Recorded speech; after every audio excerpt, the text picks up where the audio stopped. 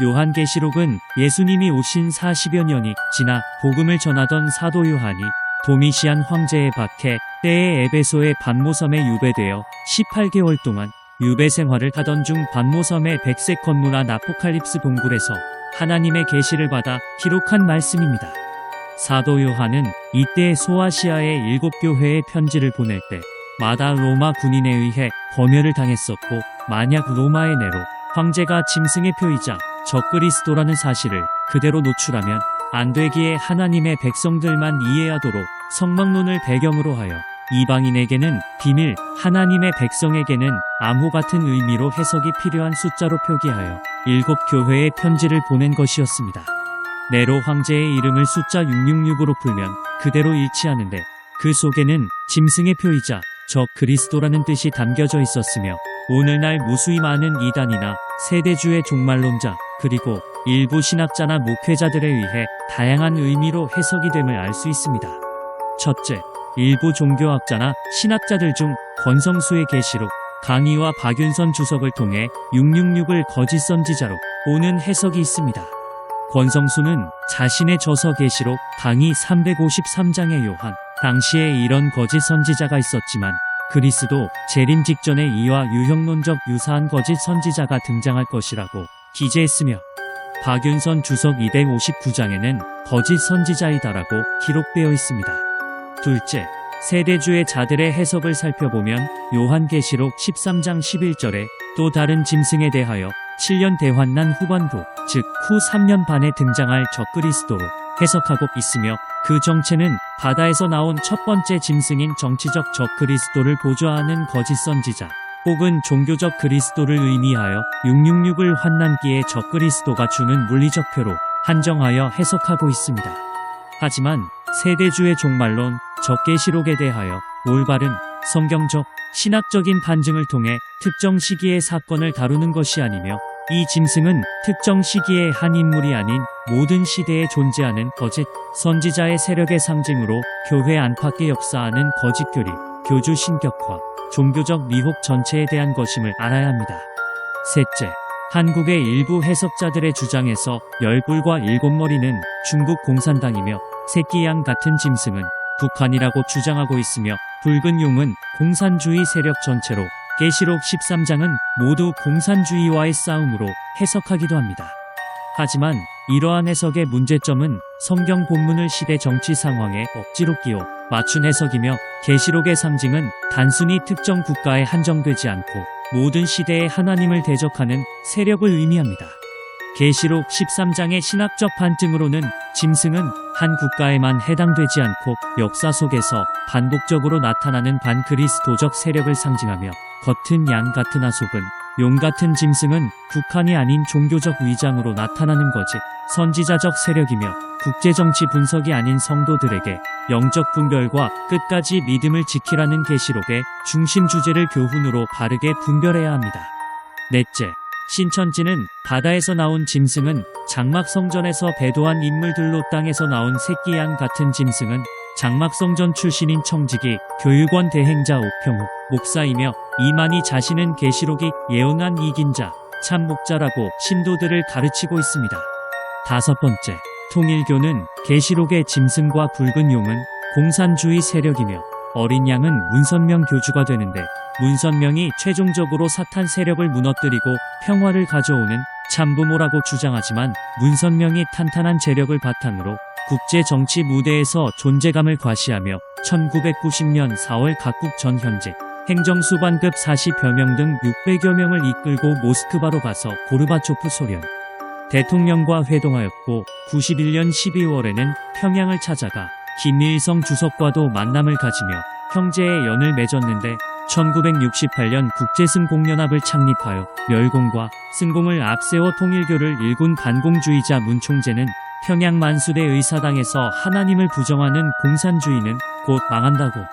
테이블을 내리치며 열변을 토하자, 북한의 지도층과 수행원들은 얼굴이 파랗게 질렸지만 김일성 주석이 문 총재의 배짱에 반해 단독회동 요청을 받아줬다는 일화는 유명합니다. 이렇듯 북한과 통일교의 관계는 각별했는데, 8살 차이인 두 사람은 평안도의 기독교 가정에서 어린 시절을 보냈고 김일성 주석의 생모 강반석은 기독교인이었으며 문총재 역시 작은 할아버지인 문윤국 목사에게서 많은 가르침과 영향을 받고 교회를 다녔다고 합니다. 문총재는 자신의 자서전 평화를 살아하는 세계인으로라는 책에서 김주석을 만난 일에 대한 뒷얘기를 작성했는데 문총재 방북 당시 김주석이 먼저 주석 공관에 나와 기다리고 있었고 문총재는 만나는 순간 누가 먼저랄 것도 없이 서로 얼싸안았는데 이념이나 신앙이 중요한 것이 아니었다. 우리는 오랫동안 헤어진 형제와도 같았다고 말했다고 자서전에 기록했으며 자서전에는 빠졌지만 이 장면에 대한 에피소드가 있었는데 포옹 당시에 문총재는 김주석의 귀에 대고 다짜고짜 형님이라고 불러서 북측의 수행원들이 깜짝 놀랐으며 그 자리에 함께했던 통일교 관계자는 평소에도 방문객과 함께 기념 촬영을 할 때 김주석은 늘 뒷짐을 지고 다녔는데 사진 촬영 장소까지 가면서 문총재의 손을 놓지 않았다고 합니다. 자서전에는 또한 두 사람이 곰에 대한 이야기를 식사를 하면서 나눈 적도 있는데 김주석은 문총재 다음에 오시거든 백두산에 사냥 한번 같이 가십시다라고 청했고 이에 문총재는 주석께서는 낚시도 좋아하시죠? 알래스카 코디악 섬의 할리벳이라는 곳만큼 큰 넙치가 삽니다. 우리 그거 한번 낚으러 가십시다라고 화답하자 김주석은 곳만큼 큰 넙치라고요? 그러면 당연히 가야지요라고 답했다는 기록이 있다고 합니다. 문총재가 나중에 들은 내용으로 김주석이 문총재가 배포가 크며 자신이 죽은 뒤에 남북 사이에 의논할 일이 생기면 반드시 문총재를 찾아라고 김정일 위원장에게 신신당부했다는 내용을 듣고 우리가 어지간히 잘 통한 모양이라고 돌아보기도 했습니다. 자서전에는 없지만 문총재 방북 당시 김주석의 배려로 누나와 여동생 등 가족을 만나고 고향 생가를 찾았을 때 김주석이 평안도 음식인 원감자국수를 대접하자 역시 고향 사람끼리 만나니 입맛까지 잘 통한다며 웃음을 터뜨렸으며 김주석은 문총재의 생가를 잘 보존하라는 지시를 내렸고 남북 경제협력 등을 논의했다고 하며 서로의 경조사를 챙기기도 했는데 94년 7월 8일 김주석 사망 때 통일교 핵심 간부였던 박보희 세계일보 사장이 문총재의 특별 지시로 방북 조문했으며 문총재는 김정일 국방위원장이 사망한 2011년 12월에도 후계자인 문영진 통일교 세계회장을 북한에 파견해 직접 조문을 하게 했으며 김정은 국방위원회 제1위원장을 만나기도 했습니다. 이처럼 최종적으로 사탄의 세력인 공산주의를 무터뜨리고 평화를 가져오는 참부모라고 주장했던 문총재의 북한 친화적인 행동들을 살펴보면 과연 자신이 가르친 교리가 어디까지가 맞는 것인지에 대한 의구심을 가질 수밖에 없는데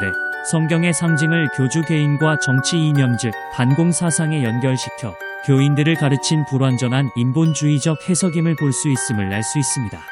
여섯 번째 안식교 일부 극단주의적 해석은 짐승의 표 666은 주일 예배를 의미하며 안식일인 토요일을 지키지 않고 일요일 예배를 드리는 것은 짐승에게 경배한 것이라고 주장했으며 이는 특정 교단의 교리를 절대화하여 타 교회를 모두 짐승으로 몰아감을 알 수 있습니다. 일곱 번째 하나님의 교회 즉 안증회의 계시록 13장에 대한 해석도 안식교와 같이 짐승의 표를 일요일 예배라고 주장했는데 토요일 안식일을 지키는 자만이 하나님의 인을 받은 참성도라고 하고 일요일 예배를 드리는 모든 교회는 짐승의 표를 받은 자라고 단정하며 안식교의 극단적 해석과 같은 방법으로 자기 교단만을 참교회로 내세우는 논리를 펼치기도 했습니다. 그리고 바다에서 나온 짐승은 로마 가톨릭으로 교황권이 일요일 예배를 제정했기 때문에 이를 따르는 개신교까지 모두 짐승의 권세에 굴복했다고 주장했으며 땅에서 나온 새끼 양 같은 짐승은 개신교로 겉은 양 같은 대속은 용이라는 점을 들어 개신교를 양의 탈을 쓴 가짜 종교로 규정했습니다. 하지만 이러한 안증회 교리에 대한 신학적 판증으로 계시록 13장의 짐승의 표는 특정 요일이 아닌 하나님을 배척하고 세상 권세와 우상 숭배를 따르는 삶의 표식이며 666은 불완전한 인간의 수로 하나님보다 사람을 높이는 신앙 태도를 경고하는 상징이기에 예배의 요일을 지칭하는 것이 아님을 바르게 알아야 합니다. 성도의 구원은 날이나 요일에 달린 것이 아니며 구약의 안식일은 예수 그리스도 안에 성취되었고 신약 성도는 그리스도와의 관계 안에서 안식을 누림을 히브리서 4장 9절로 10절 그런즉 안식할 때가 하나님의 백성에게 남아있도도 이미 그의 안식에 들어간 자는 하나님이 자기 일을 쉬심과 같이 자기 일을 쉬느니라의 말씀을 통해 확인할 수 있습니다. 한국의 기독교 이단 상담소 협회의 해석으로 보면 첫째, 새끼양 같은 짐승은 이단 집단과 교주들로 해석하며 가톨릭 교황교리를 사용하고 있는 모든 이단 집단들에 해당된다. 둘째, 가톨릭의 교황 신격화 교리를 모든 이단 집단들에 해당되며 첫 번째 짐승은 단수이지만 두 번째 짐승은 복수로 신약에서는 하나님을 대적하는 세상 권세나 타락한 종교 체계를 상징하며 땅의 음녀들과 가증한 것들의 엄이라는 대목에서 음녀는 영적 간음, 즉 하나님이 아닌 우상을 섬기는 행위로 가증한 것들의 엄이라는 표현은 바벨론이 단순히 자신만 타락한 것이 아니라 다른 모든 거짓 종교와 우상 숭배를 퍼뜨린 근원임을 보여주는 것이다. 계시록 13장 11절 내가 봄에 또 다른 짐승이 땅에서 올라오니 새끼양 같이 두 뿔이 있고 용처럼 말하더라 해서 새끼양 같은 짐승은 헬라어로 어린 양같이 유사한 또는 닮은 이라는 의미를 지니며 두 뿔을 가진 양처럼 보이나 진짜 어린 양이 아닌 흉내내는 가짜 즉 겉모습은 예수와 비슷하지만 본질은 거짓 교주의 모습과 같으며 경건한 외형, 교회적 언어, 신학적 용어로 포장된 거짓 종교를 나타냄을 뜻하는 것으로 가톨릭의 교황 무류성, 마리아 숭배와 같은 교리와 이단 교주들도 자신을 온유하고 겸손한 하나님의 종으로 포장하지만 그들의 말은 성경을 왜곡하고 하나님을 모독하는 참남한 가르침임을 바르게 분별할 것을 해석하고 있습니다. 계시록 13장의 말씀을 역사적으로 적용하면 첫 번째 짐승인 로마 제국이 무너진 후 두 번째 짐승인 로마 가톨릭이 교황권을 내세워 정치와 종교 권세를 동시에 장악했는데 이는 이단 집단이 세속 권력이나 제도와 결탁하여 세를 불리고 교주가 정치, 경제, 사회적 영향력을 이용해 신도를 통제하는 모습과 닮아 있음을 알 수 있으며 기적과 이적을 흉내내어 사람들을 객관적인 성경 말씀보다 주관적 체험을 우위에 두며 사람들을 속이는 거짓 선지자를 분별하며 시대마다 등장하는 수많은 이단과 거짓 교사들의 집합의 상징인 짐승을 분별하며 마지막 시대에 오직 어린 양 예수 그리스도의 복음만을 따르며 끝까지 믿음을 지키고 주님이 재림하시고 천국에 가는 그날 어린 양 되신 예수 그리스도와 함께 영원한 승리를 누리는 복된 성도들이 되시기를 바라며 이상으로 마치겠습니다.